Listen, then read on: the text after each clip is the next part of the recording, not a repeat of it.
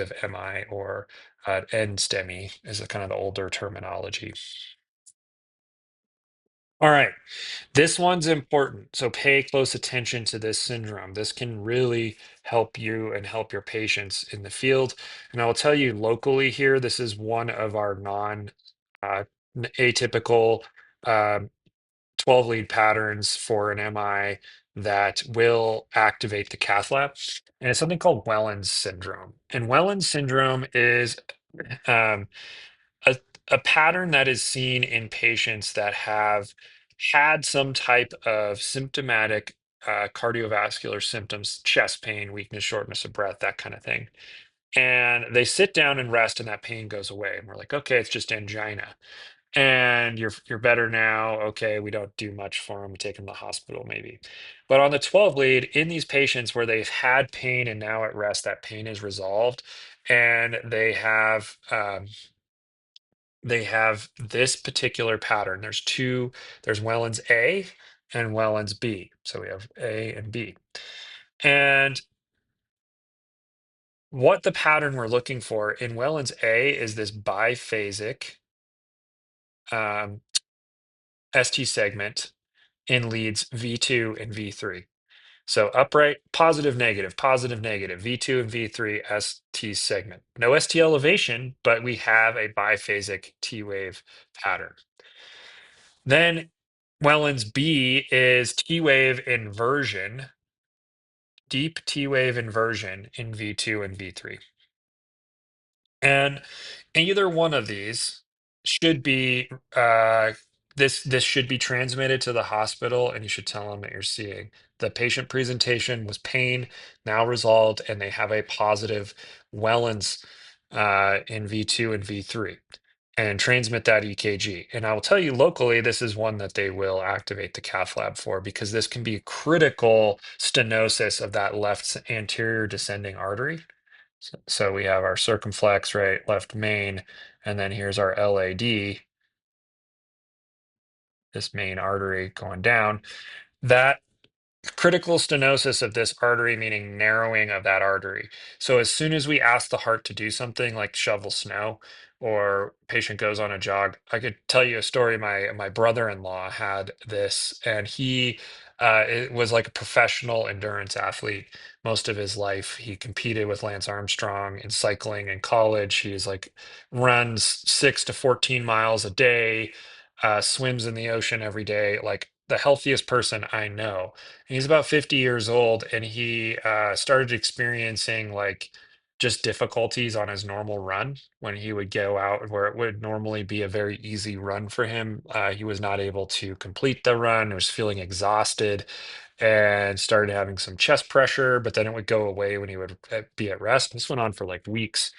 And he ended up having 100% uh, n- almost near 100% inclusion of the left anterior descending. And you remember, typically when we talk about like an acute MI, what happens in the acute MI? I'm going to draw like a little vessel up here. We have two types of plaque in our arteries. We're going to talk about this in our patho lecture, but we have calcified plaque, which we'll go over in our later lecture of how we actually form plaque. But the cholesterol particles, these lipid they're basically lipoproteins. They're a protein particle that's like transporting lipids around in our blood, can find their way into uh, the vessel wall, and that they can create inflammation and creates these foam cells. We get this plaque. And there's two types of plaque. We get calcified plaque, and then we have this sort of soft, fluffy plaque. And we've all experienced this if we've ever like, you go to bed at night and before you go to bed, your teeth feel kind of fuzzy. Um, and my wife always says that your teeth feel like they have sweaters on. And it's a perfect description because you have this like fuzzy, soft plaque on your teeth. And you can take that plaque and just brush it off. You brush your teeth and your teeth feel nice and clean. However, there is calcified plaque that you can't get rid of with brushing. You got to go to the dentist and they scrape it off and they use all sorts of painful tools, right, to get rid of it. And that calcified plaque is very similar to what's happening in our arteries. So when we have a soft plaque, uh, this soft plaque can be easily ruptured by high blood pressure, turbulent blood flow, all of a sudden we ask our heart to work extra hard, we get some vasoconstriction of these arteries, and we're pumping blood through them at a much higher force. Well, it can break off a little portion of this plaque, and then remember, this will trigger the coagulation cascade, and this plaque can actually kind of lodge, and then we can get a large plug. This is an acute MI. Patient all of a sudden, oh, crushing chest pain, sweaty, uh, and has, the classic symptoms. We go in, put a cath in, stabilize the plaque wall, and hopefully they don't have another occlusion. Now, in stenotic vessels or chronic or coronary artery disease, we get calcified plaque. And that calcified plaque builds up and narrows the lumen of the artery to where there is very little room for blood to flow.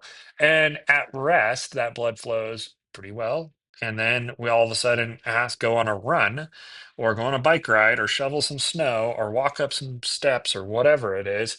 And all of a sudden, the patient's presenting with chest pain and they have shortness of breath. But then they sit down and rest and they are getting better because they're able to restore some perfusion, either via collateral circulation or through that vessel itself. But as soon as we increase the demand, the tissue becomes ischemic. And they can have very critical narrowing of this artery to where there's almost very little lumen left. And anytime there's increased workload, present like an MI, and then at rest it goes away. And if we see this pattern, Wellens A or Wellens B, this could be this is a big deal. This patient may need emergent catheterization, um, or even more invasive treatments if there are more stenotic vessels. Okay, so here's the presentation. Patient presents, was out raking some leaves and presents with crushing chest pain, diaphoresis, goes inside, sits down, drinks some water, feels better. You guys show up, you hear the story. Fire department tells you, it's just angina. He's feeling fine now. After resting, he's drinking some water. His vitals are pretty stable. They hand you this 12 lead printout. Are you saying, okay, you're all good? Or what's your thinking? Well, let's look systematically. Leads 2, 3 AVF. Do we have any abnormalities? I don't see any. V1, V2, V3. Again, R wave progression is a little bit poor because V2 should be more positive R wave than V1, but it's not. And what I see is a biphasic T wave pattern. I see it in V1, and I really see it in V2 and V3, which is where we're going to look for Wellens.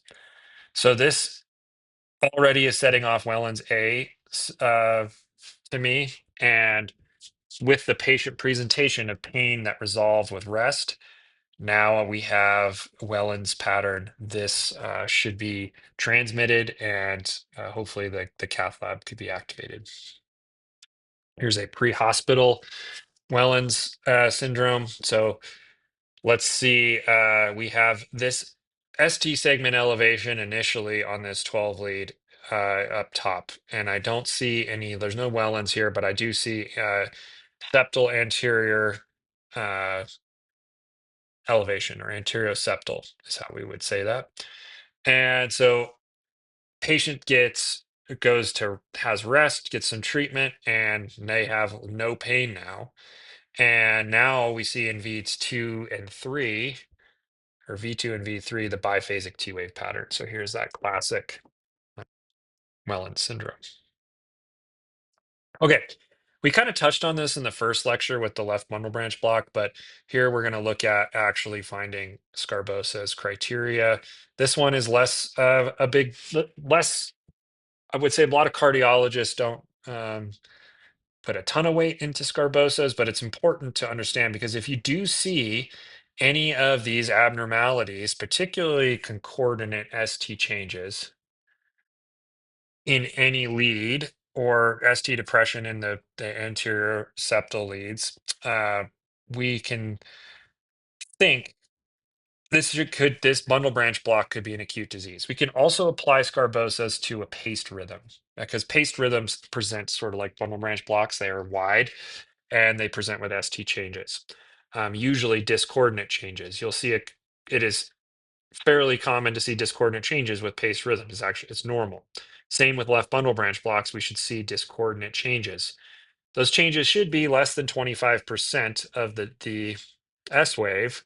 However, the thing I would hang your hat on is not so much this 25% rule, because that can be difficult to measure sometimes. But if you see any concordant changes in any lead, so if you see concordant ST elevation in any single lead, that is the one I would hang your hat on for an acute disease pattern with left bundle branch block or paced rhythms, particularly ventricular paced rhythms. So,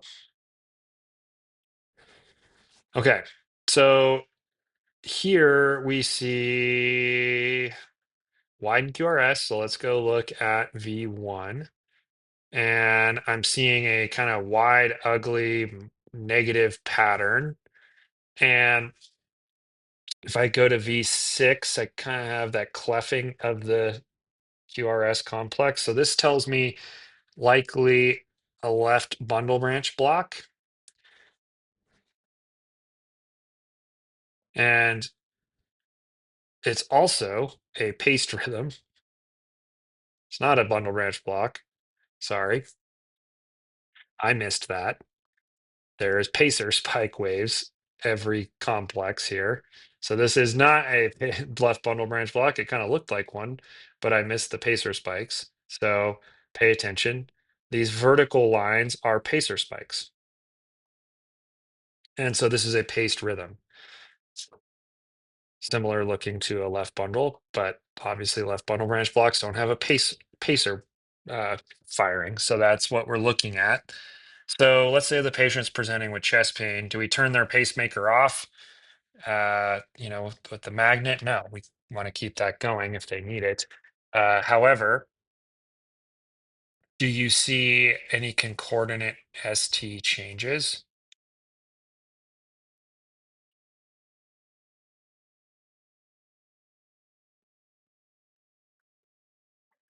I do not. I see all discordant changes. Um, so if in this case we see predominantly discordant changes, it maybe not be a an MI. Okay, let's look at this one. Here we have, this is not a paced rhythm. So we have a wide QRS. Let's go to V1. We have all negative deflection, negative P wave, negative QRS complex S wave, and absent R wave. So this is, and we see that cleffing pattern in V6. This is a left bundle branch block. So let's go and look at now. Do you see, if let's say the patient's presenting with cardiac symptoms, we don't know about previous EKGs, we don't know uh, much more information other than what we have on this EKG. So we're treating our patient for cardiac symptoms for ACS. So we're giving aspirin, we're giving some nitro, and we're looking at this 12 lead. And now, remember, discordant ST elevation is normal. But do you see in any lead concordant ST changes? 2, 3 in AVF, we have concordant ST changes. This could be an inferior MI with a left bundle branch block. Now, is it STEMI criteria? No, this is Scarbosa's modified Scarbosa's criteria. So it is not a true STEMI, but this is indicative of acute disease. All right. So let's talk about massive PE. There's a really good podcast on EMCrit that just came out all about EKG findings in pulmonary embolisms.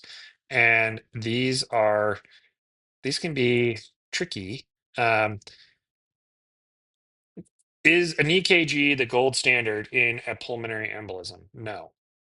Clinical assessment, which is difficult, echo or ultrasound is helpful, and lab values, obviously CT is also helpful if you can put a patient in the CT, and there's some findings on X-ray as well. So all of these things together would help us diagnose a patient.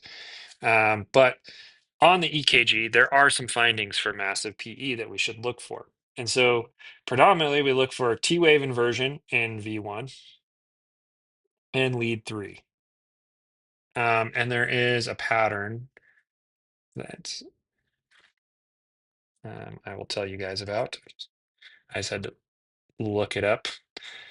Okay, so in ST elevation, there is a something like a little mnemonic that we use called S1Q3 D3. And what this means is uh, like a classic core pulmonale or right atrial enlargement sign that can happen in massive PEs. And so part of that is T wave inversion in lead V1 and V3, um, and S wave in leads 1, Q wave in lead 3, and that T wave in lead 3. And so all of those things together, or we can just um, look for the signs again of right atrial enlargement, which is going to be that pointy P wave, or where we have that like kind of peaky, pointy P wave. That could be a sign of right atrial enlargement. And the other thing we might see is right axis deviation. So look for T wave inversions where they're not supposed to be. Look for right axis deviation. Look for right atrial enlargement. S1Q1 T3 or S1Q3 T3 uh, can be helpful, but any of these signs can indicate pulmonary embolus. The other major thing we see with PEs is tachycardia. That's not always. Some patients can have more normal heart rates, especially if your patient is taking like beta blockers or things that could affect their heart rate as well. So, but unexplained tachycardia, unexplained shortness of breath, unexplained hypoxia, T wave abnormalities, right axis deviation, sinus or right atrial enlargement, think um, massive PE. All right.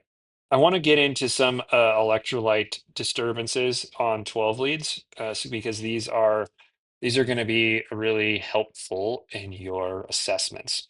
And so hypokalemia is low potassium and hyperkalemia is high potassium, right? And with hypokalemia, we get T wave inversions and we get that S wave. I'm sorry, U wave, which is the opposite sort of bounce in the T wave on the way back to the isoelectric line. And it looks like in hypokalemia, the isoelectric line following the QRS almost looks kind of like waves, like small rolling waves or like ripples on a water up and down. And it gets this rolling appearance, prominent U waves and prolonged PR interval as well. And so the opposite is true in hyperkalemia, which we'll talk about, where you get the peaked T waves and a flat P wave and PR prolongation and widening QRS. Both of these can lead to cardiac irritability and dysrhythmias.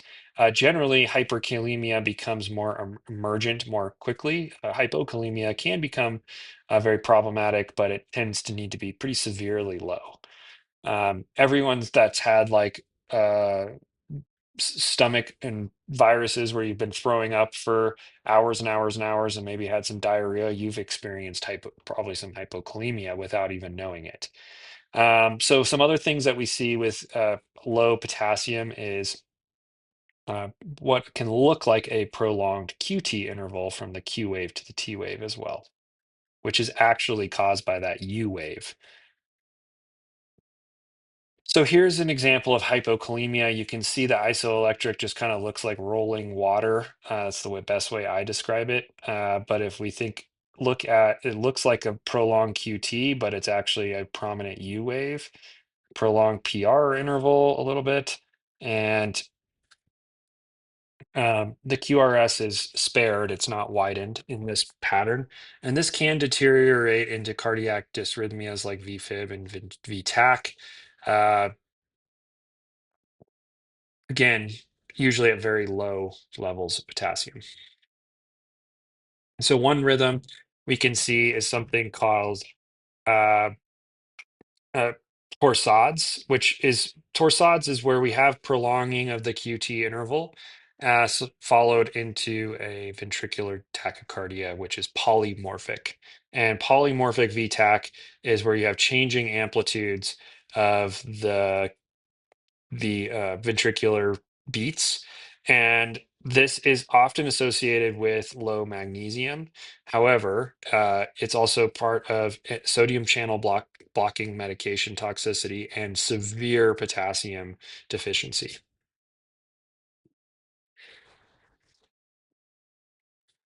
So that leads us into low magnesium, so hypomagnesemia. Um, This also can lead to prolonged QT interval, as well as lots of ventricular and atrial ectopy, and we can end up with torsades again with low magnesium. And the big indicator early is going to be frequent ectopy and prolonging PR interval, uh, potentially ST depression with peak T waves.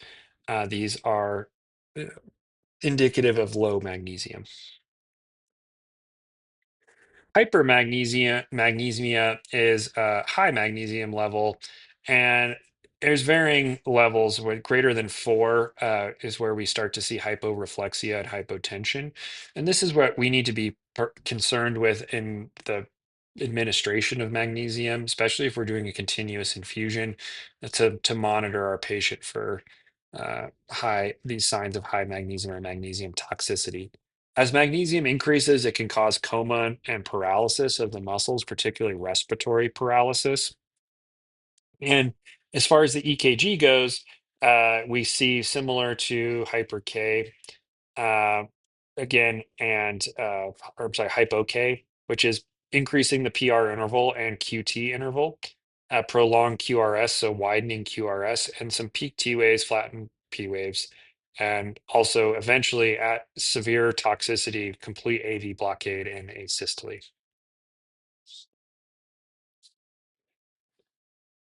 All right, calcium deficiencies. So again, this is going to cause prolonged QT interval in hypocalcemia, and in hypercalcemia, shortened QT interval. And so this is why mag toxicity and short QT and QT syndrome in patients, calcium can be used to treat that elonged QT interval by shortening it. And so hypocalcemia levels less than 1.9, and this is our ionized calcium. That can be where we see elongating QT intervals, and this could again lead to torsades. In hypocalcemia, we get hyperreflexia, and hypercalcemia, we tend to lose reflexes, so hyporeflexia.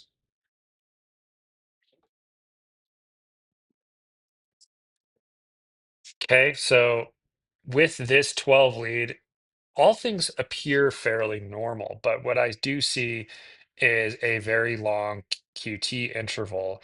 It's over 500 milliseconds. And remember, like greater than 460 milliseconds of the QT interval is significant. And so that's something to note when we see a QT interval that's that long, we have to be careful. A, the patient has a risk of going into torsades. B, we don't want to give any more sodium channel blocking medications. So avoid antipsychotics, avoid Benadryl, avoid ondansetron, avoid things that may prolong the QT interval. Okay, hyponatremia. This is another one that can cause prolonged QT syndrome. Essentially, the sodium channels require that sodium to be leaking in through uh, the cell membranes in order to create um, that change in polarity. And with low potassium, those channels are no longer being occupied by sodium. Not low potassium, low sodium. Those channels are no longer being occupied. So less than 135 is low. So we see prolonged QT, we can have an inverted T, we can see U waves, bradycardia, sinus arrest or sinus pauses. junctional beats a- or after these sinus pauses, increased ectopy as well as risk of AFib. These patients have a risk of going into torsades or, again, not yes, torsades, as well as VFib. So this is our advanced lecture. If you guys have any questions, please feel free to text me or reach out. Make sure you're going back and studying these findings. Definitely look at Wellens, definitely look at posterior wall MIs and bundle branch blocks. These are all going to be on exams going forward. So good luck to you all, and I'll